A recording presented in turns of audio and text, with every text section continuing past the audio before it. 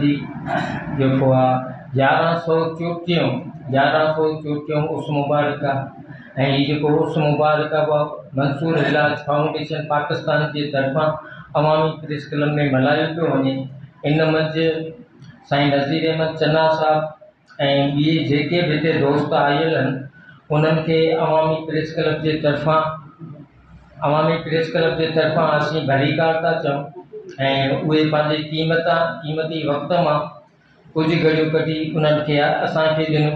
ऐं अॼु जेकी शख़्सियत आहे मंसूर इलाज उहो असीं सम्झूं था त जेकॾहिं असीं सहाफ़त करियूं पिया त हू पैगम्बरी पेशो आहे सहाफ़त।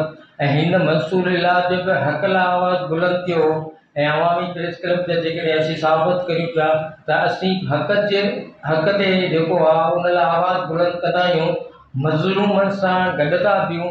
ऐं मंसूर इलाज साहब जेको आहे उहो मज़लूमनि सां गॾु हो, हक़ जो आवाज़ु बुलंद कयो। अवां सभिनी खे हिकु दफ़ो ॿीहर भलीकार थो कयां।